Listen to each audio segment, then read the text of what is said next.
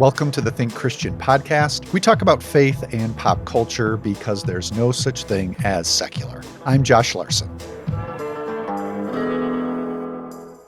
Severance Season 2 has come to an end with a fair amount of questions answered, but a lot still left for Season 3. I'm still not exactly sure what's going on with those goats. The Apple TV series is set in an alternate reality where white-collar workers can sever their consciousness, basically completely separating their work and personal lives. So once they enter the office at Lumen Industries, they become innies. They're only aware of their jobs. They're only aware of their coworkers. They know nothing about their outies who are living in the outside world, outside of office hours. Now, in Season 2, Innie Marcus, played by Adam Scott, tries to connect with his outie and get to the bottom of exactly what Lumen is up to. To help me consider the implications of this premise, including its resonance with Jesus' warning that no one can serve two masters, I'll bring on Joe George and Abby Olcese.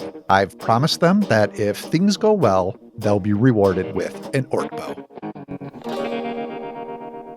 Okay, Abby Olcese, Joe George are joining me, and let's start with a fun game, you two, that I like to play with ensemble shows like this that have a lot of characters. Adam Scott, for Severance, the main character here, playing Marcus, the leader of Lumen's Macrodata Refinement department. But we also have Heliar, played by Britt Lower. Revealed in Season 1, Heliar to be the daughter of Lumen's CEO. The foul-mouthed Dylan G is on board, played by Zach Cherry. The morose-serving B, played by John Turturro. And, of course, their loquacious manager, Mr. Milchick, played by Tramel Tillman. So, this is the game.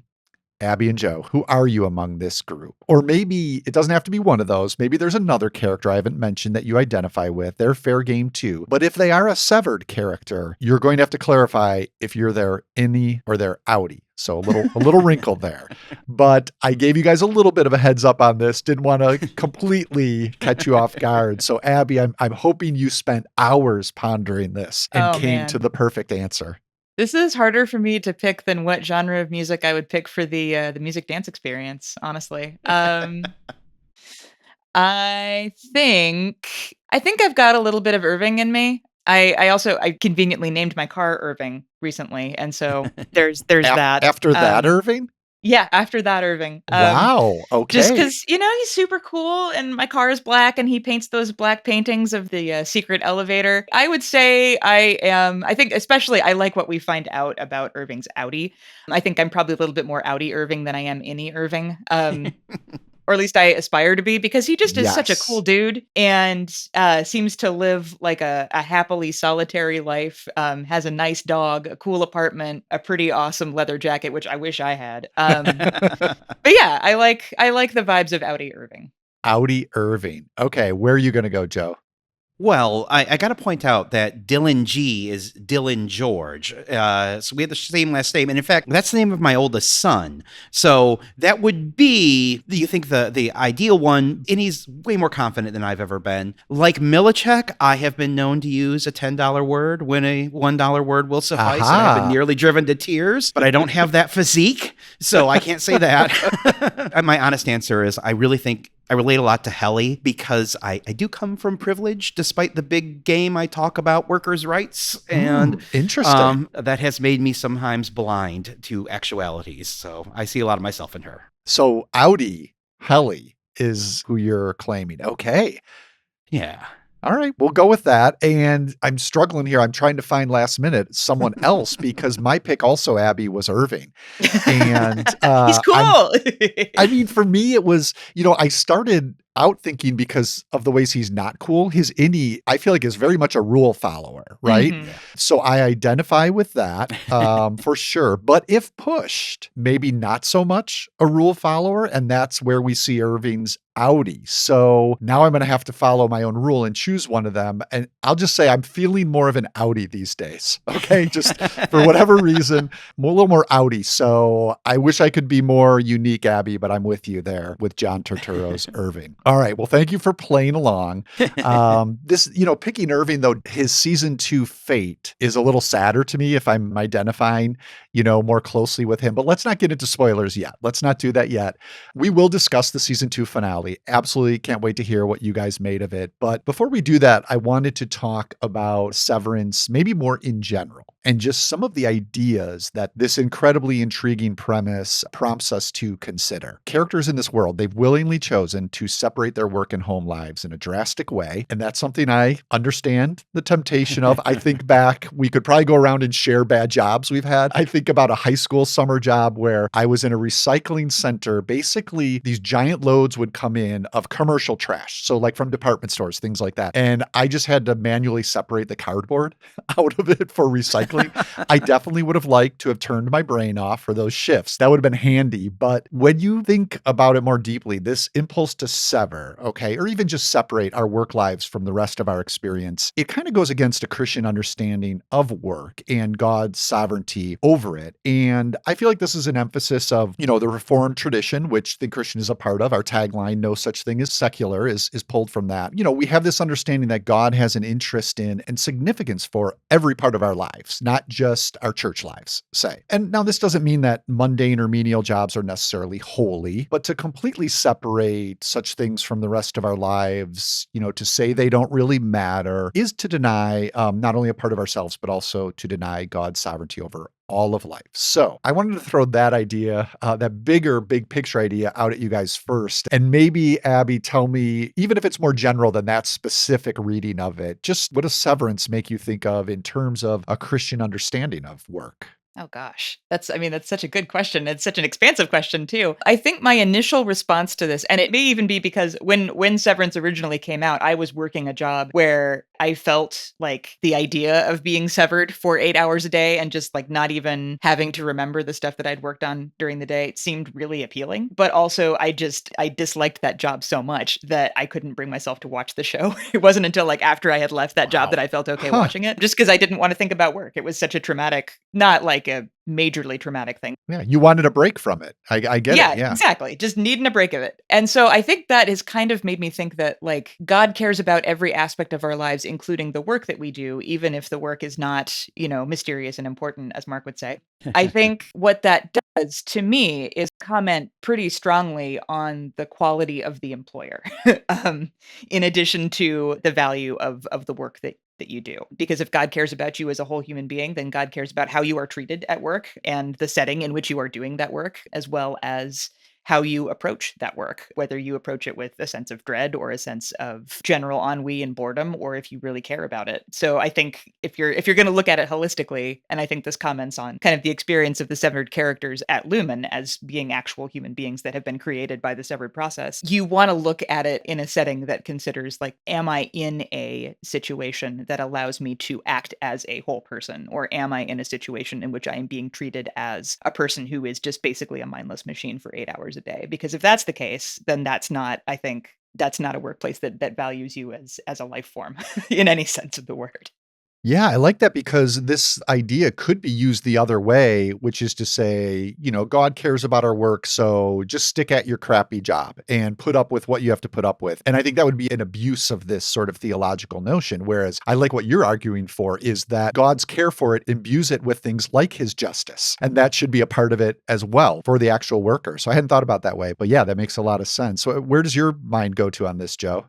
Well, really similar to what Abby's talking about. I would just kind of add maybe along the lines of what she's talking about with place and how the structure treats the person. We make a distinction between work and job often here, where work is like vocation is not necessarily glamorous, but it is a good and holy thing. Walter Brueggemann's book, Sabbath as Resistance, is a really good description about the relationship between work and rest and as our created purpose. One of the things that's really interesting about Severance is the way that it presents Lumen as, at least initially, as very much meaningless work, right? Like they spend their days moving numbers around with literally no meaning until later on. And their rewards are these arbitrary perversions, really, of real things that humans want, right? Like when we meet Dylan in the first season, he's really proud of how many pencil toppers he's earned, and Milacek gives him the pancakes breakfast and these things that you could see being representations of some sort of human response to work,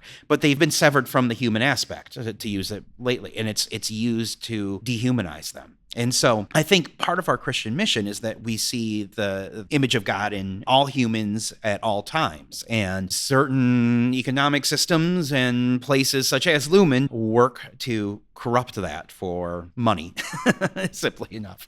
Yeah, those practices they try to install that you're referring to is like the celebrations and the rewards, which, Yeah. in real life, in corporate life, or similar, jobs that I've held, they always feel a little weird, a little awkward. Yeah. Yeah. But usually an element of humanity breaks into them where people recognize that, or, you make a joke. And the way they're depicted here in Severance, and maybe more of this was in season 1, it's so inhuman. It's so Yeah. bizarre and it's so robotic. It essentially distills all those real world experiences down to their pointlessness and awkwardness. It sucks out, any of the human nature that might have been involved in it as we've experienced it Right. in real life. Right. Yeah. Who wants chocolate cake when you can have, the coveted egg bar or, I don't know, melon? Really? Why wouldn't you want melon?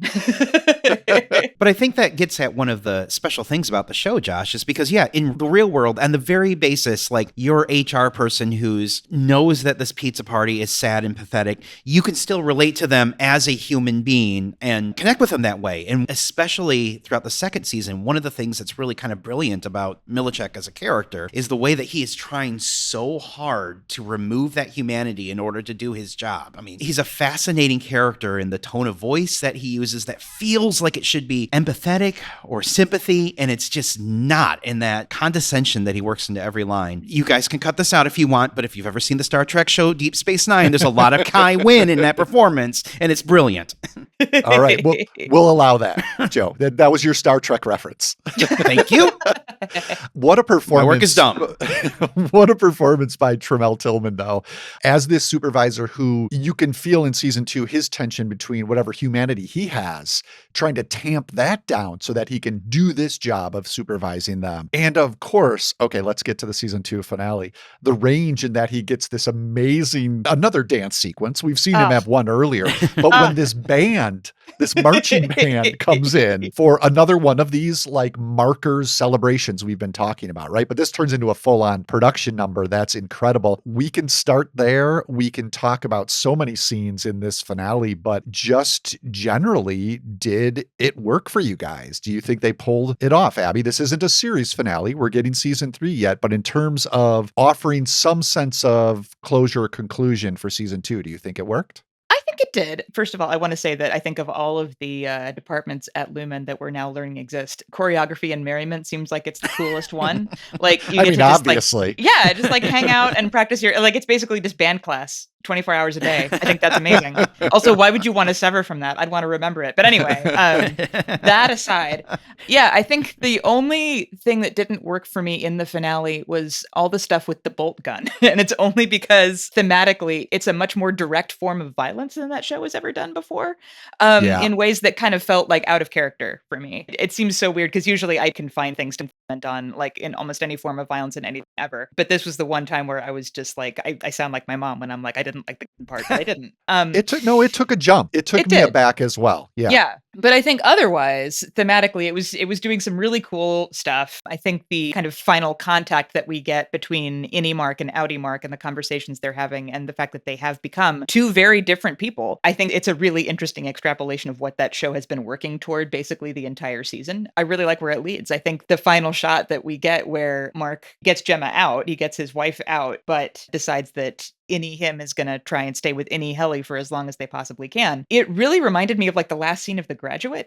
which I think is, partly intentional, where you have these characters that have accomplished this thing. They've freed themselves in theory from the tyranny that was keeping them apart. But now there's like this great big impending sense of like, well, now what? Because the sirens are going off, everything's falling apart. There's, I think, a sense that one way or another, they're probably gonna die. Their innies are probably going to be eliminated in some way. And so, why not spend as much time as you can with the person that you love after you've done the duty that you said you would do? Yeah, I really liked the way that it ended. And I think that tension was a really interesting way to do it. Yeah, the final moments left me like inside yelling, no, but also understanding like this is kind of where it had to go at this point, Yeah. right? So I think it Yeah. worked well on that aspect. I do want to circle back to that conversation Mark has with himself, but first I want to get your general thoughts about the finale, Joe. Well, I mean, not the shock to anybody who has heard me talk about horror movies, but I liked the bloody part. Not so much because I just, in general, enjoy blood and guts, but the viscera was so immediate and so human in a way. It was a bolt cutting through the sort of dehumanizing fluorescent lights that have been marking the entire show. And so there was just almost a sense of relief there in a way that I feel like had been building up. So I could hear what you're saying, but that worked for me on that level. That said, I have to admit that I loved the first season until the finale. And I did not like the first 3 episodes of the second season because I'm like, it's becoming lost. I liked it when it was just... Yeah, it's been skirting that edge. It's been skirting that edge for sure. Yeah, I liked it when it was just a small satire about business. As soon as all of this bigger stuff is, and I'm like, they're not gonna be able to pull it off. That said, by the time they reveal in the last episode what Mark's numbers have been doing and what will happen when he completes it, I was crying like it was not Penny's boat all over again. Like I was all the way in, and it was fantastic. One thing that I really like about the finale is that there still really isn't a big, I mean, I know there's Keir and Helly's family and that sort of thing, but we still don't really kind of get a big bad or really even what they're after. And I kind of like that sort of faceless machines of capital here that are just destroying people for no particular reason. And so I kind of hope that it stays there as opposed to solidifying the mythology, which is why that last episode worked for me on that level. Yeah, I'm totally with you. I don't need everything explained, even going back to the goats. Like, I just like things like that to be a weird part of this world we don't need the answer to. It just enhances the atmosphere in a way. And I think so far they've been able to balance that, right? And all the Kier stuff, I love hearing all of that lore because it's so bizarre, but I don't need it to be the answer to what's going on either. I think it could just be as simple as this has become this mythology, this lore the company has used like any other resource to self-perpetuate. I don't need it to be the answer to why they're doing what they're doing. And I think so far the show has been able to balance that and not get lost in the mythology that I did feel like Lost did. So yeah, I think so far they're managing that. I would agree. Now back to this conversation Mark has with himself, which comes up fairly early on in the season finale, but just for anyone who might be listening to this and hasn't watched it and they just want the context, I've done that. I'm that weirdo. I've listened to podcasts about shows I haven't watched, but let me just explain what's going on. Basically, Mark has been taken to this cabin, this Lumen cabin they use for other purposes, but you can pass from innie to outie by entering the cabin or not. So basically, if he steps in, he can switch, he can step out, he switches back. And so he's recording himself on a video camera, and then we'll take the camera outside and hear what his innie or outie said. I won't abandon you. I promise. You know what I think? I think the second you get your wife back, you forget I ever existed. I think that I disappear along with every innie down there. So basically it's going back and forth. I just think it's not only a great idea, but in terms of making it good television or even cinematic, it's very nicely paced and edited so that the tension is increasing. Our own allegiances are torn between who we're siding with. And this is something that I didn't reckon with until this episode of how independent Innie Mark was. I think I had always been on the side of Outie Mark and not taking Innie Mark seriously as a person until this episode. And this sequence really helped lock that in for me. I also think it connects to this biblical idea that I've been thinking about in terms of severance for a while, which is Jesus' warning in Matthew 6 that no one can serve two masters. I think it's interesting that that passage in the Bible is about the dangers of worshiping money, storing up treasures on earth. And there's certainly an economic element to this show. But even more generally, I think that passage reveals why a technology like severing would be, a little rejection of Christ's warning there, because to love God is to love him with our whole being. We can't subdivide ourselves. We can't subdivide our loves, our loyalties. So when Mark was arguing with himself in that sequence, I definitely thought of those words. No one can serve two masters. It goes on, either you will hate the one and love the other, or you will be devoted to the one and despise the other. And that's the template for what Mark seems to be going through in this scene, if not in the series overall. So how do you think this passage might apply to Severance, Abby? was looking at it more like the kind of capitalist financial That's there part for of sure. it, which I think is definitely like that's applicable too. I think you could also go on like a journey about the use of the song "The Wreck of the Edmund Fitzgerald" in season 2 of Severance, and how that ties into the Harmony Cobell centric episode where she visits her hometown, which is basically the town from "The Wreck of the Edmund Fitzgerald." Talks Say about more about that. I'm unfamiliar. So Oh my yeah, gosh. expand on Okay. that. So the song, The Wreck of the Edmund Fitzgerald, the Gordon Lightfoot song, is like used at different points in season 2 by Robbie Benson's character, the creepy Dr. Maurer, who's doing all the experiments on Gemma. And he, Right. like kind of whistles it menacingly, a little bit like Robert Mitchum in Night of the Hunter, which that is also an influence on this show. They've talked about it on the podcast as well. So win-win for me. But Joe gets Star Trek, I get Night of the Hunter.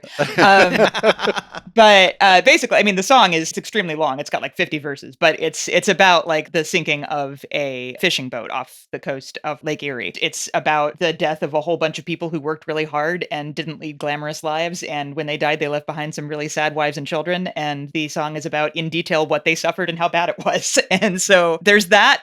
That slipped past me, so thanks. Yeah, the sacrifice of human life at the altar of commerce and how we don't pay enough attention to that. And then that episode where Patricia Arquette's character goes back to her hometown to find the plans that she created for Severance, to claim them and say, I did this, this is mine. We see kind of the sacrifice of her own achievements at the altar of commerce, at a thing that she thought was going to, love her back and never did. And we see what Lumen has done to this town. We find out that they were using child labor, and like some of those kids, including her growing up friend, James LeGros' character, he's now like addicted to ether because he was around it all the time as a child. I think with the severed characters, with the ways that the Audis are told to think about their Innie characters, we see kind of the conversation that Mark has with himself. He sees Innie Mark as kind of infantile in a way that he's not, and he's really surprised by the way that Mark is like a fully realized person with dreams and desires and things that he likes about his job and things that he doesn't like, and the desire for freedom. And that's, I think, another example of being told by a company that you can sacrifice part of yourself on the altar of commerce, or you can sacrifice people that quote unquote don't matter on the altar of commerce. And you can kind of look the other way when it comes to like the lives of the people who end up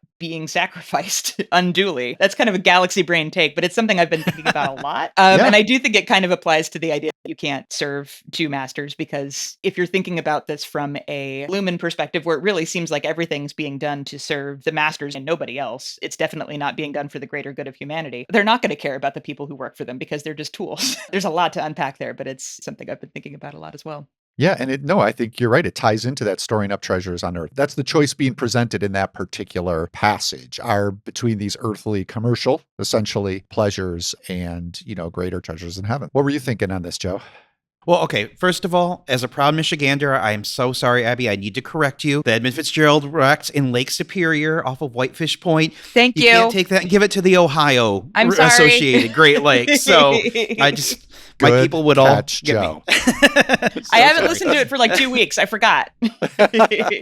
Whitefish Point's Maritime Museum is a favorite childhood vacation destiny for me. So Okay. that was strong feelings when he started whistling that song. But your overall point is spot on about this sort of willingness to sacrifice people. And I think I've been wrestling with that passage since you sent it to us, Josh, because one of the things I think is really interesting about Severance is that, as far as we can tell, none of the characters have crass reasons for severing themselves. Mark does it because he's suffered this horrific loss, not to get money. It's just he's kind of hit rock bottom and he needs something to stop his brain from falling apart. When we see Dylan G's home life, another character who's sort of, his Innie and Audi are at loggerheads in a lot of ways.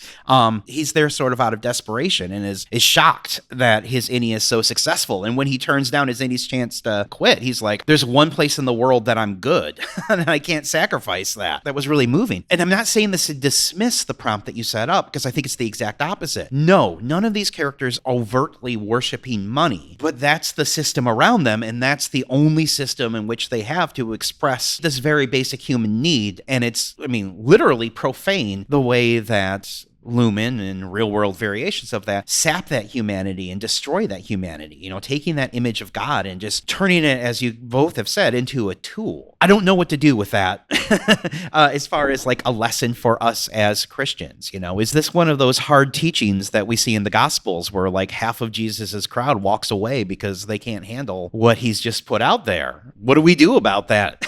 I don't know. Yeah, I don't know if it is a lesson or if it's a painting of a reality. I think that's a difference. And that's, I think, what you're getting at, Joe. Desperation is exactly the word to use. I think it is so key that the characters we meet have made this choice out of desperation, because that's how it works in the world often, right? It's not that they're being forced by gunpoint or something like that. How much free will really do they have? I think this is somewhat what you're getting at in terms of the systemic situation and how the channels of this society have moved people to be in a desperate place, to want to make this choice. And I think you can absolutely point to real world parallels where that's, the technology isn't happening in our world, but the desperation is there. So what I like about that, and I'm glad you brought this nuance to it, is because, the passage I'm referencing there can seem like it's a easy either or. It's like, well, God or money. And obviously I choose God. But when we are living out our daily lives and struggling and, people are depending on us, or we're struggling with our mental health, and like it becomes a lot messier.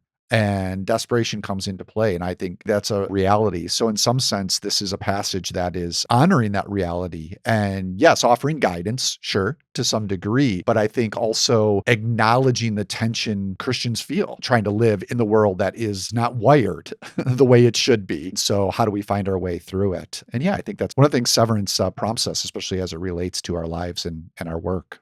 It also does feel like it's asking like the question, are you being asked to serve two masters? And when you are posed that question, how should you respond? How can you respond? And I feel like maybe in season 2, our characters are starting to feel like that is the case more than they realized. Honestly, I feel like that's where Mark finds himself at the very end of the season, is like he has to serve himself because himself is the only self that he fully truly knows. He knows what he's being asked to do and he can do it to a point. But when it comes to like the final decision about like, are you going to go in this all the way? He knows what lies on one particular side of the coin, and that is the coin that allows him to be what he knows is his full self inside. And that's what he ends up going with.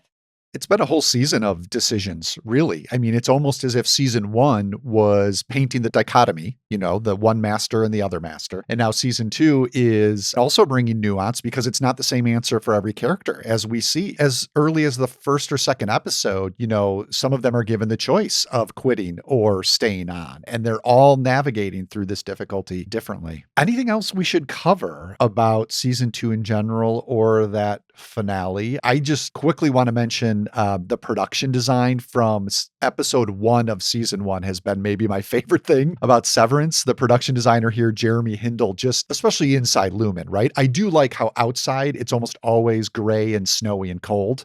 Just that consistency is a nice touch. But these offices, and you mentioned the lighting, Joe, already, that harsh fluorescent lighting, but it's also the orderliness and the cleanliness, which appeals to me on a certain level, but then pushes it so far that I get scared.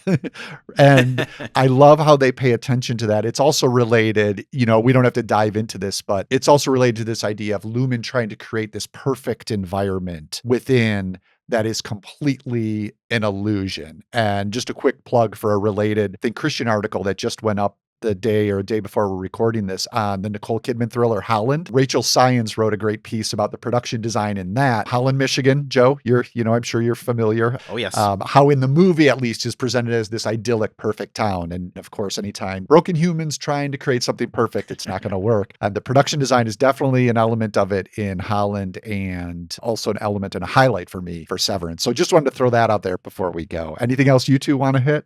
Joe, you mentioned that you were worried that Severance was kind of starting to turn into Lost. And I know like the mystery box thing does definitely exist, I think, a little bit within Lumen. It's really interesting for me to watch this alongside another show that I have enjoyed watching, but really have stopped enjoying watching this particular season, which is Yellow Jackets, which does also have kind of a mystery box structure to it and has really been leaning into the I'm not sure that they know what they're doing-ness that Lost exhibited in its later seasons.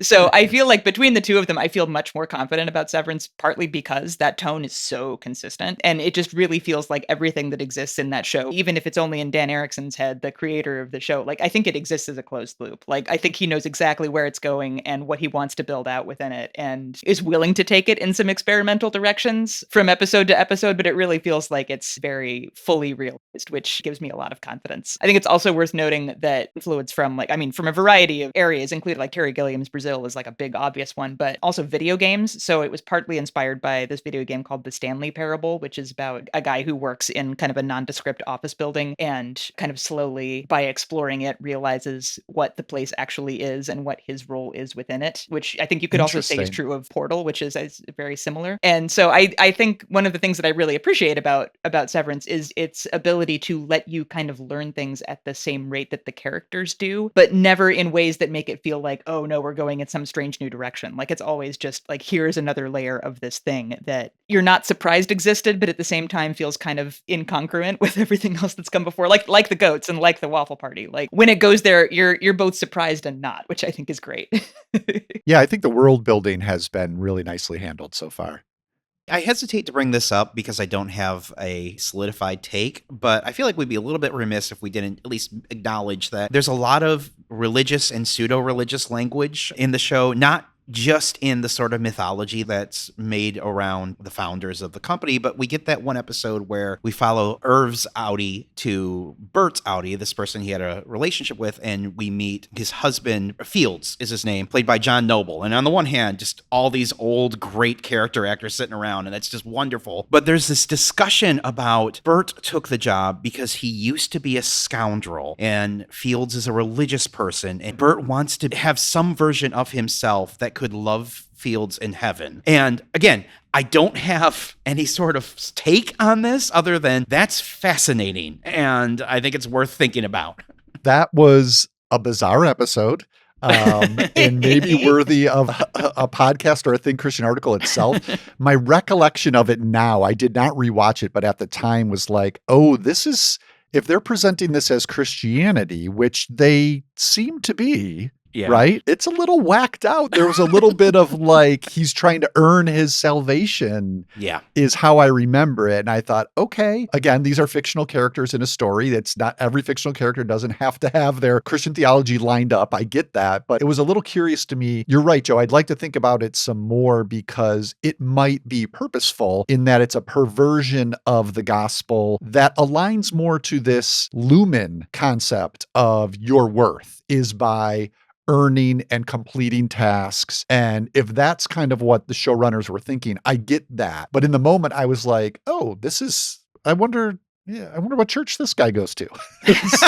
Yeah, I mean, yeah, because it's implied later on in the season when Bert drives Irving to the train station, and you're not like entirely sure where that ride's going to end up. That was what he did for Lumen. That he was essentially like a driver of people from one place to another place, and what happened when they got out at that other place is up in the air. Yeah. And so to have the idea of becoming severed as like a way of attaining innocence and redemption, like a way that he could feel like he overcame guilt for whatever it was that he did. I get it, but at the same time, yeah, like I feel like that's being influenced by some outside sources in some not great ways. A lot to think about there for sure. Yeah, glad you pulled that out though, Joe, because I remember the time being like, oh, this is really interesting. I'm glad we touched on it here at the end. Thank you both. I know beyond watching Severance and talking to me about it, you're both very busy covering pop culture elsewhere. So what have you guys been up to lately? Anything listeners should look out for, Abby? I just finished covering Panic Fest here in Kansas City, which is our annual horror and sci-fi and fantasy movie festival that we have here every year. We had some great stuff come up. Great name. Great name. It's a lot of fun. And I saw some really cool stuff there, including the Nicolas Cage movie, The Surfer, which I'm probably going to be thinking about for a while. It's definitely like you maybe see like a poster for it and like the image of Nicolas Cage like holding a surfboard and you're like, this is going to be one thing. And it's something very different. The only way I could really accurately describe it is that it feels like the Australian movie Wake in Fright, but on a beach, which is very different. But yeah, that was one that I'm going to be thinking about for a while. And maybe later when it comes out, we'll get to write some more stuff on. And where can people find that coverage if they want to read up on it? You can find that coverage at The Pitch, which is the paper that I write for here in Kansas City. I've covered a number of movies from the last week that are up there now. Awesome. Thanks. How about you, Joe? Maybe the one thing I'd highlight is just I've been writing about the Marvel series Daredevil to nobody's shock. It's really fantastic and has a lot of interesting ideas. So if you're interested in hearing me talk about everything from the theology to the vision of justice that's in there to just really nerdy references, find me at Joe Writes Words at all of the socials, and that's where I post all my stuff. All right. Yeah, I have heard good things about that series, so people should definitely check that out. Thank you again. I'll talk to you both sometime down the road. Thanks, Josh. Thanks, Josh. Over at thinkchristian.net, we do have an article on Severance Season 1. Daniel Young wrote about it alongside another Apple TV series, Pachinko, and he considered how both explore the spiritual costs of repression. So look for that on our website. Now, if you don't want to miss out on any of our articles, you can sign up to receive our emails at thinkchristian.net/subscribe. And if you want to stay in touch with us on social media, we are on X, we are on Facebook. We're probably most active on Instagram these days. So search for Think Christian on Instagram. You'll find clips from our episodes as well as posts and videos drawn from our articles over at thinkchristian.net. If you'd like to email us, notes are always welcome that way. You can send those to tcpodcast@thinkchristian.net. The TC Podcast is a listener and donor supported production of Reframe Ministries, a family of programs designed to help you see how God's gospel reframes your whole life. Visit reframeministries.org for more information. Our audio engineer and post-production supervisor is John Reeder. I'm Josh Larson. Thanks so much for listening. We'll be back again in a couple of weeks to consider how another corner of our pop culture fandom connects with our faith.